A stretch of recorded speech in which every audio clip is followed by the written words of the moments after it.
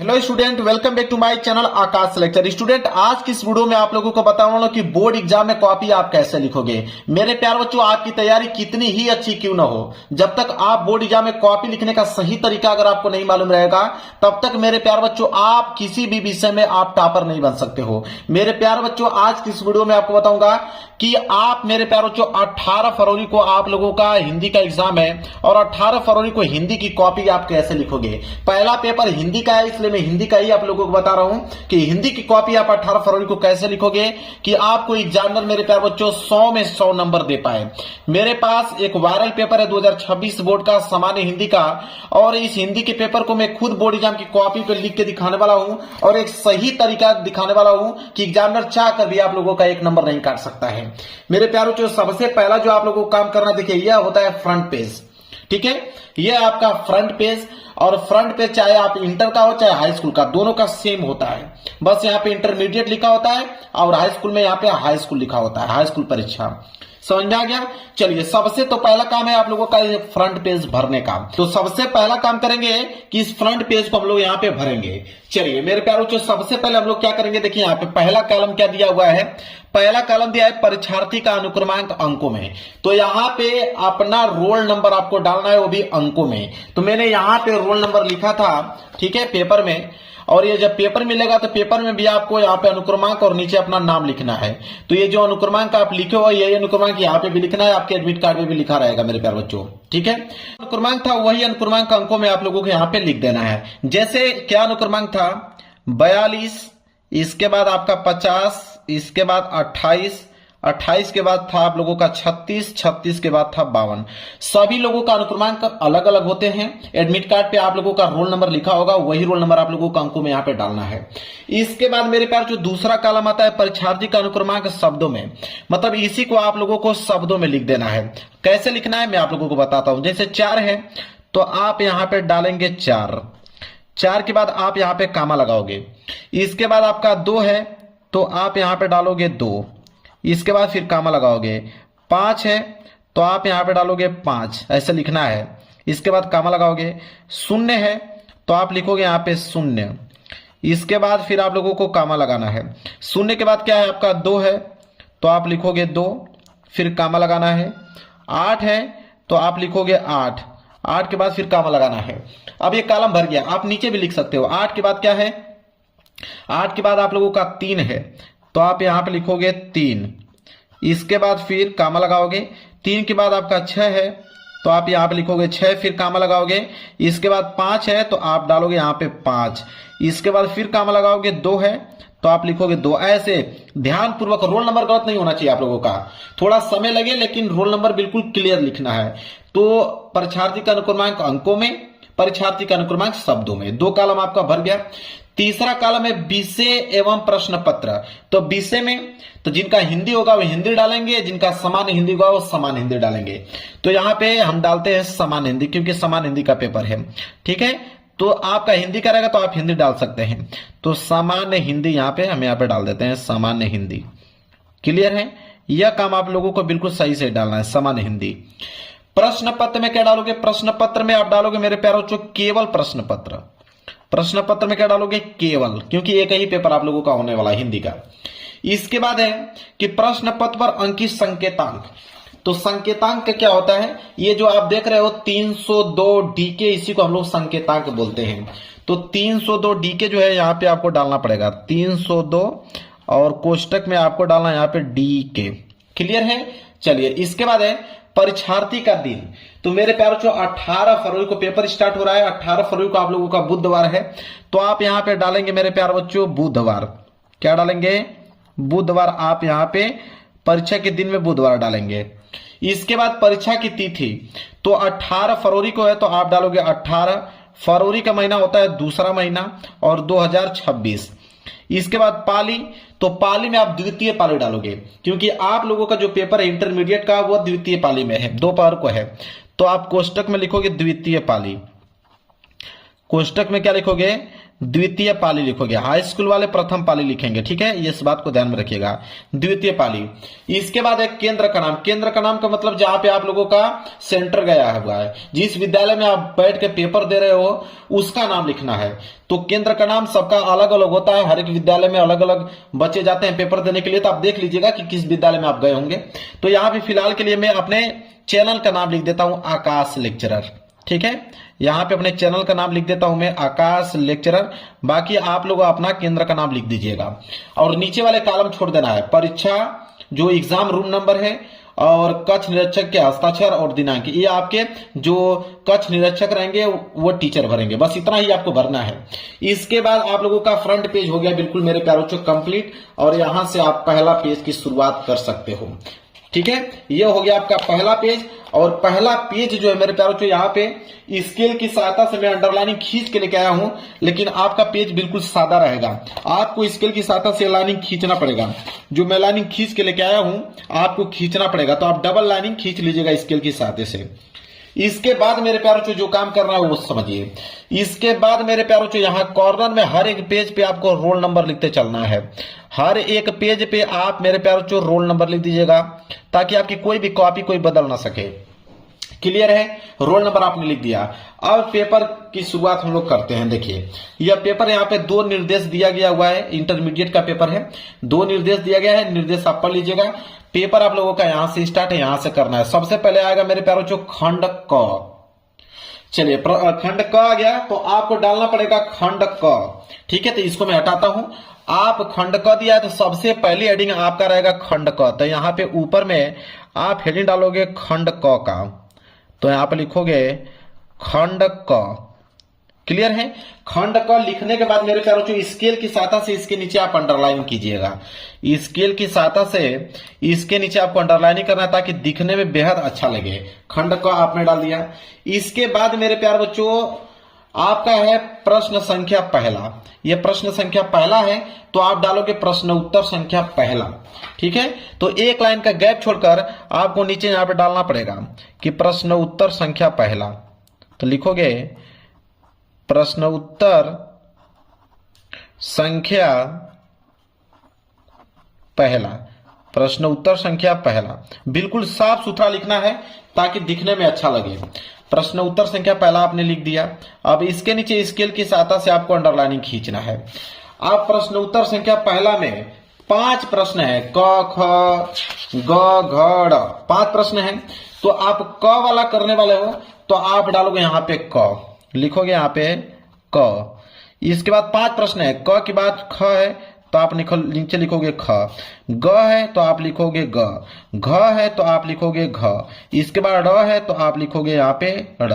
5 प्रश्न है तो 5 प्रश्नों को आपको ऐसे लिख देना है। अब बस इसका आंसर आपको लिखना है।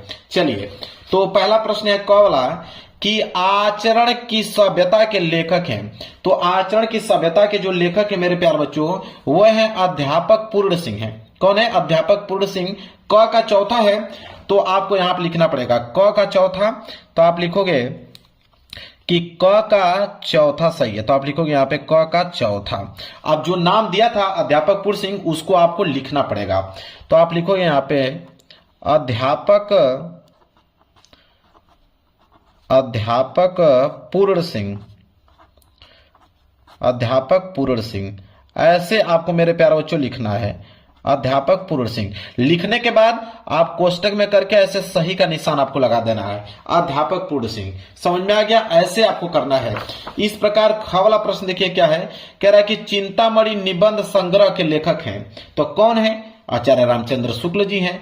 तीसरा वाला है ख का तीसरा सही है, तो ख का तीसरा है तो आप यहां पर लिखोगे कि ख का पहला दूसरा तीसरा, तीसरा वाला ऑप्शन सही है तो आप लिखोगे इस तरह कि ख का तीसरा सही है। नाम क्या था? रामचंद्र शुक्ल, तो आप यहां पर लिखोगे रामचंद्र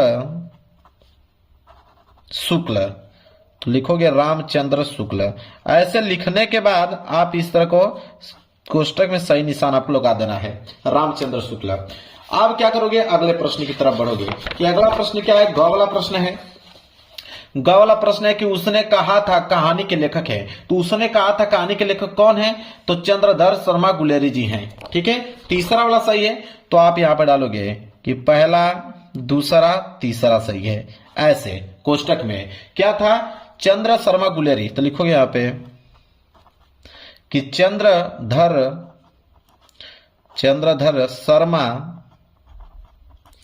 गुलेरी, तो लिखोगे गुलेरी ऐसे। इसके बाद कोष्टक में सही का निशान आपको लगा देना है कि चंद्रधर शर्मा गुलेरी।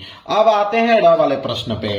ड वाला प्रश्न क्या है कि राष्ट्र का स्वरूप निबंध वासुदेव शरण अग्रवाल के किस निबंध संग्रह से लिया गया है। ठीक है, तो यहां पे किस निबंध संग्रह से लिया गया है, पृथ्वी पुत्र से लिया गया है। दूसरा वाला सही है तो आप यहां पे डालोगे दूसरा वाला सही है तो आप डालोगे दूसरा। और क्या था कि पृथ्वी पुत्र, तो आप लिखोगे यहां पे पृथ्वी पुत्र। इसके बाद कोष्टक में सही का आपको निशान लगा देना है। इसके बाद आओगे अड़ा वाला प्रश्न।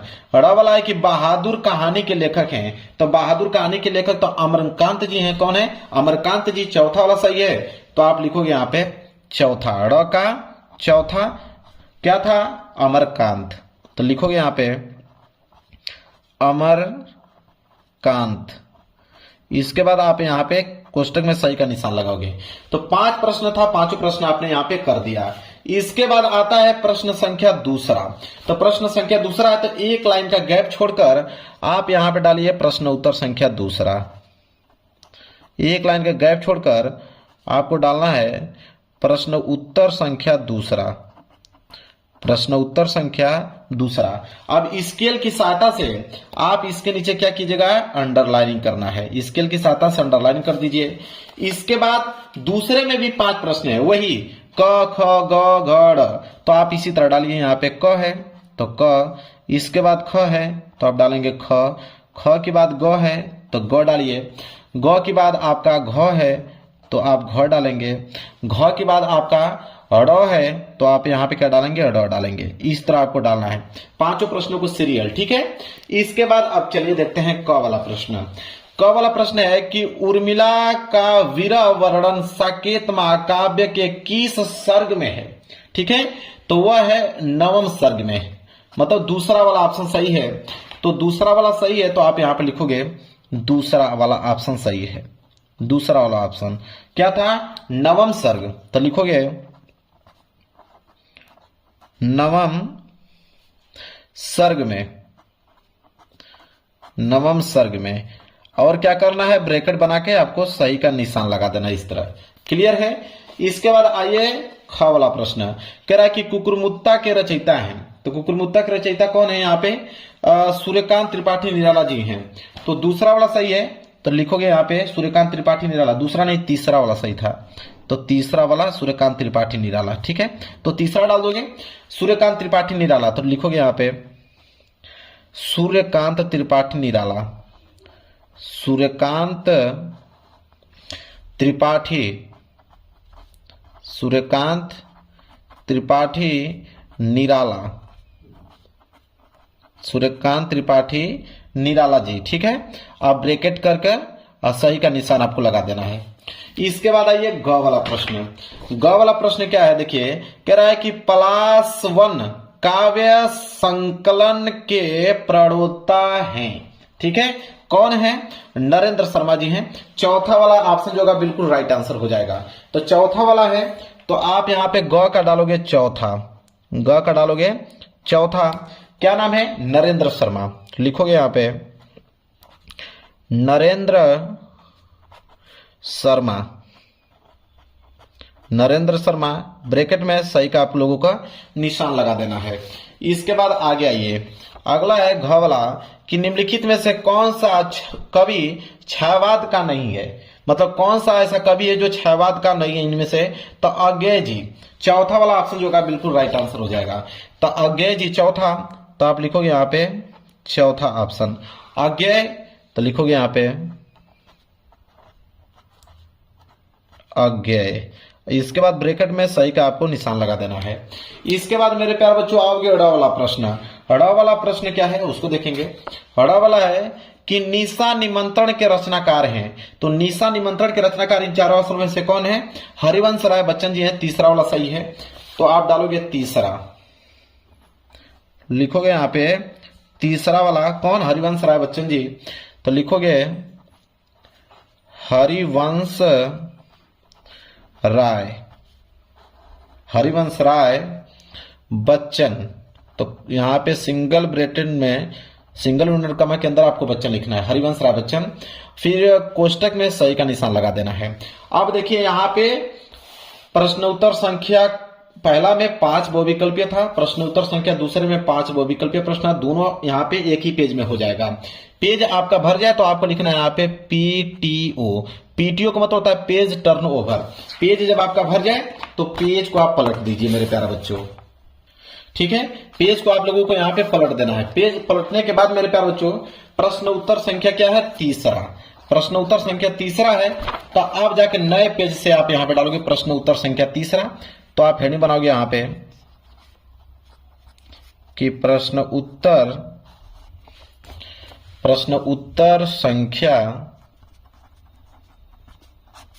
संख्या तीसरा, ठीक है।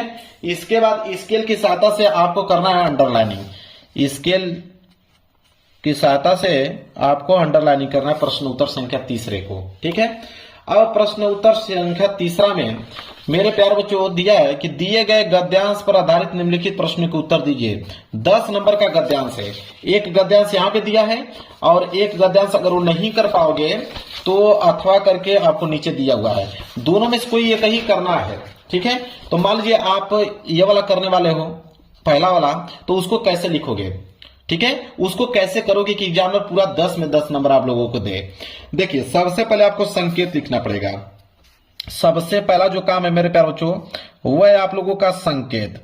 सबसे पहला काम आपको संकेत करना है। संकेत कैसे लिखना है वो समझिए। संकेत का मतलब होता है कि शुरू की कुछ लाइन लिखिए, जैसे भाषा स्वयं संस्कृति, यहां तक उतार लीजिए। तो आप लिखोगे कि भाषा स्वयं संस्कृति, भाषा स्वयं संस्कृति, ठीक है। इसके बाद डॉट डॉट डॉट करते जाइए, ठीक है। और लास्ट की लाइन है कि महती आवश्यकता है, ठीक है। तो महती आवश्यकता आपको लास्ट में लिखना होगा, या तो आवश्यकता भी लिख सकते हो, कोई दिक्कत नहीं है, ठीक है। आवश्यकता यहां पे लिख दीजिए, आवश्यकता है, ताकि एग्जामिनर को यह मालूम चल पाए कि आपने कौन सा गद्यांश किया हुआ है, ठीक है। ऐसे आपको संकेत लिखना है। संकेत हो गया आप लोगों का। इसके बाद यहां पे देखिए 5 प्रश्न है। पहला वाला प्रश्न है कि पाठ का शीर्षक एवं लेखक का नाम लिखिए, ठीक है। पाठ का शीर्षक और लेखक का नाम। तो आप यहां पे पहला वाला हल करोगे। तो यहां पे पहला वाला प्रश्न यहां पे हल करने वाले हो, पाठ का शीर्षक और लेखक का नाम। तो आप हेडिंग डालोगे कि पाठ का शीर्षक, ठीक है। पाठ का शीर्षक या तो पाठ का नाम आप भी लिख सकते हो, पाठ का नाम, और नीचे आप लिखोगे कि लेखक का नाम। तो ये 2 चीज पूछा है ना कि पाठ का नाम क्या है और लेखक का नाम क्या है।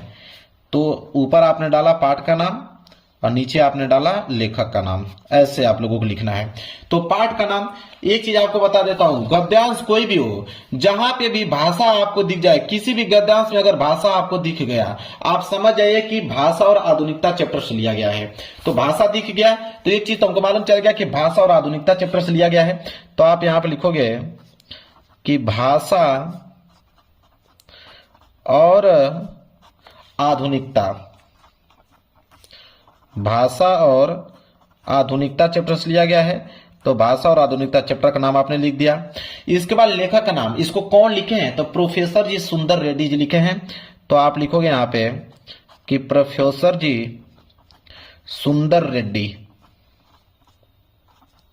सुंदर रेड्डी, प्रोफेसर जी सुंदर रेड्डी, ठीक है। हो गया ये आप लोगों का पहला प्रश्न, ठीक है।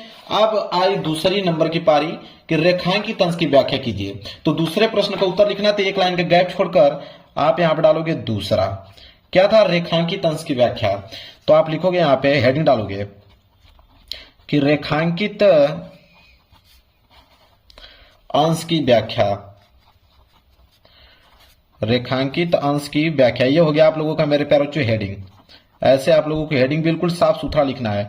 रेखांकित अंश की व्याख्या, फिर स्केल की सहायता से इसके नीचे आप लोग कर दीजिए अंडरलाइनिंग, ताकि दिखने में ये जो हेडिंग है काफी सुंदर लगे।